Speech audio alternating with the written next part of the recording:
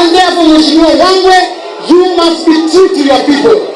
Hiyo milioni moja unapata, toa shilingi 2,000 bwana. Ikuje ule barabara hapa na Bakoro. Wacha hiyo maneno yenu bwana. Wacha kutisha watu bwana. Wewe Sabula, acha kupiga kelele kwa uongee na rais. Unadanganya watu kwa Azimio na wewe uko na sisi hapa kwa Kenya Kwanza.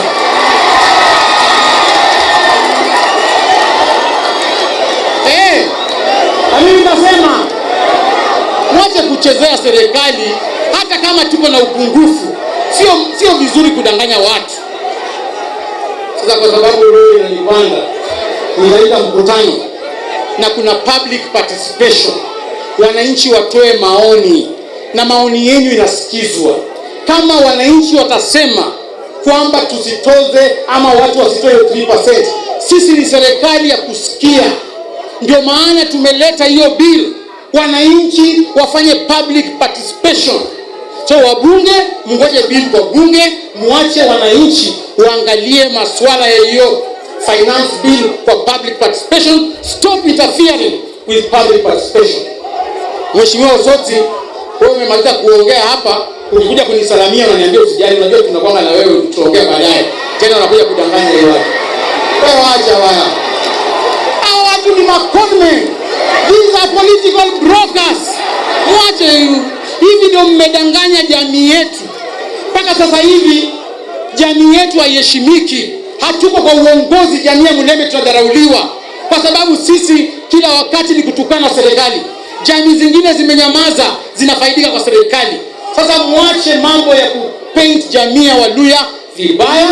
Kama mko na neno, tuende nyuma ya tent, muwakilishe mawazo yenu ya jamii ya Mulembe vizuri, na serikali itawajibika na itasaidia watu wetu, but not to satisfy your egocentric and egoistic interests as members of parliament. Mimi namalizia hapo kwa sababu nimesikia kuna mjane. Unajua Kalala amesema wewe ni kijana, nikashangaa nikaona wewe ni mtu mzee.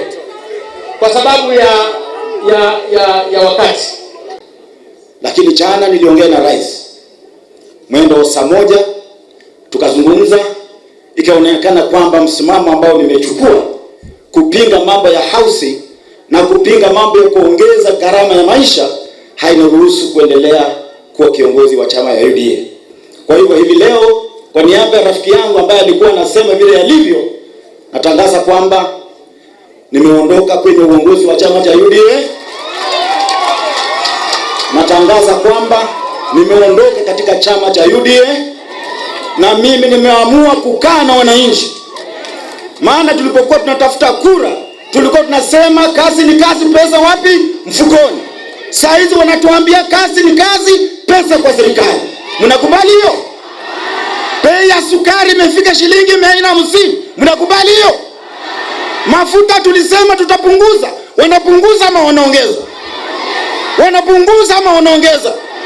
Masomo walisema watatusaidia watoto wetu kwa shule za private, hakuna school fees kwa universities ya private. Hiyo ni kusaidia ama ni kuwa maskini? Wanasema hata house girls watakuwa na tax collectors, watakuwa na collect taxes kwa manyumba zenu. Hiyo ni kuchenga maskini hasla ama ni kuwa hasla? Hii serikali ni ya kuchenga hasla ama ni ya kuwa hasla? Hii ni serikali ya kuwa mnyonge au kuchenga mnyonge? Kuanzia leo nimeamua kukaa na wananchi. Siwezi kukaa na watu ambao wananyonga wananchi. Wananchi wae! Wananchi wae! Asanteni na Mungu awabariki. Na mimi niko na pole yangu kwa mama wachane, nikisindikiza mbunge wangu wa shilingi 30,000. Napatia kwanza hapa mtoto wa wewe ni siku gani? Beatrice, nataka nikuulize. Wewe ni rais wa Kenya. Tuna finance bill imeenda kwa wananchi. Why should you also participate in public participation? Na wewe ni rais. So unangojea wapate maoni kutoka kwa wananchi, waletee wewe, ndio wewe uangalie wananchi wa Kakamega wamesema nini, wananchi wa Bungoma wamesema nini, Wakozi wamesema nini, Wakamba wamesema nini. Sasa wewe ndio uko mbele kwa public participation. Wewe unajua kuendesha serikali kweli? Unajua saa nyingine mambo imefanyika na shangaa. kwa sababu mimi nilikuwa kwa serikali ya Mwai Kibaki. Ukiika mfano wa Mwai Kibaki, alikuwa ongei, lakini serikali ilikuwa inaendelea. Hii kitu inaitwa finance bill. Mimi ni senator pamoja na mwenzangu Boni Khalwale. Hiyo kitu haitakuja Senate, lakini itaenda kule National Assembly. Wenzetu wabunge ambao mko hapa, mutaka kwa kiraje mupitishe hiyo kitu. Huko Vihiga tumetoa alani kwamba wewe ukiwa mbunge na ulazimishwe, vile tuliona wiki hii kule Ikulu, upitishe hiyo kitu. Tumeambia wananchi waende kwa maboma yao, akifungua asubuhi breakfast mnakunywa na yeye, ikifika lunch time mnakula na yeye ugali, ikifika sapa mnakula na yeye. Ukitaka school fees wanawapatia, si ndio? Ukitaka matibabu wanawapatia, kwa sababu ukweli wa maneno na isemekane, there are a lot of provisions in that bill which are going to overburden our people. Mimi nataka niwaombe ndugu zangu, tuache siasa za porojo. Rais amesema hii mambo ya taxation, si mwananchi wa kawaida anaenda kukatwa ushuru vile hawa viongozi wanasema. Rais amesema ya kwamba hawa viongozi ambao wao kwa payslip, ambao wanapata mshahara ya serikali, ambao nyinyi wenyewe mnakatwa ushuru wakilipwa mishahara, hizo mishahara ndio zikatwe, ndio tukuje tujenge manyumba hapa nyumbani, watoto wetu wapate ajira hapa nyumbani. Hakuna mahali popote wamesema mwananchi wa kawaida anaenda kukatwa pesa. Kwa hivyo ndugu zangu, tuambiane ukweli. Mimi have nothing personal with anybody, lakini ukija kudanganya wananchi hapa, mimi niko hapa na nitasema ukweli. Maneno ya maisha, bei ya maisha, vile Panyako ameongea hapa, hiyo ndio ukweli yenye iko ground. That is the truth.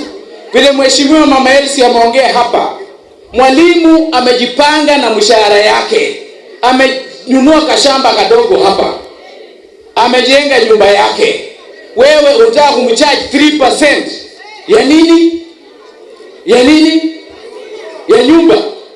Na gavana alisema vizuri jana, tukiwa Mumias jana, ushuru wengine mnasema saving. Saving is not compulsory. Saving is not compulsory. Lazima mtu amue na save ama si save. Ndio hiyo. Na mimi Chinali na kuangalia Wangwe, rafiki yangu hapa, Wangwe, mjumbe wa hapa, na kuangalia Osoti, lakini Osoti apigeni finance bill, yeye yuko Senate. Wewe na kuangalia, tutamark wale wajumbe watapitisha hiyo finance bill, mkirudi ground mtaenda nyumbani. Asanteni sana na Mungu awabariki.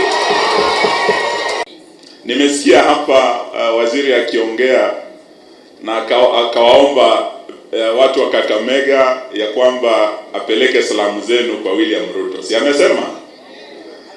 Kile nilitaka pia aseme akifika huko, aambie nimekuwa huko Botsotso, nimekuwa Kakamega, na watu wa Kakamega na watu wa Western wamenipa ujumbe ya kwamba unga ushuke usishuke, mafuta yashuke asishuke. Hawa jamaa wamepandisha hata chumvi kwa mezenge nibulwa adhere habo na chumvi ebeine ninata. Ni mara ya kwanza. Haya ni maajabu yamekuja wakati wa William Ruto. Wanasema ukistaajabu ya Musa utaona ya nani? Si wamepandisha hata chumvi jamani?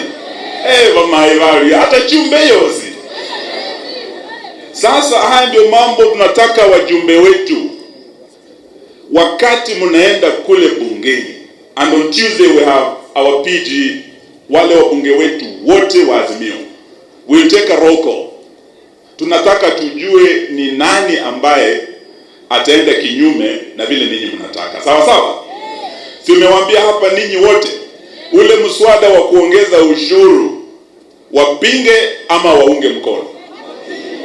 Hawa majamaa waliomba kura, wakasema hao ni wanatetea watu wa chini, mahasla. Mnakumbuka wakati Rais Kenyatta alikuwa analete tax, ana introduce tax. Hawa viongozi walikataa wakiongozwa na Rais William Ruto. Kasema you cannot overtax Kenyans. Na sisi tukasema basi wacha apewe ruhusa aongoze watu. Sasa leo mimi nataka kupatia Rais Ruto ujumbe na watu wake wakiwa hapa. Tumuogope, tutamwambia ukweli. Vitu kwa ground ni different. Wananchi wanaumia, gharama ya maisha iko juu. Na nyinyi mnaendelea kukaa huko juu mkisanya pesa mkiweka kwa serikali. Mkianza kuiba pesa ya serikali. Miezi hardly 6 months unaona sasa pesa inapotea. KEMSA. Unaona sasa sukari, ile sukari haitakani kulwa na wananchi imeingia kwa wananchi.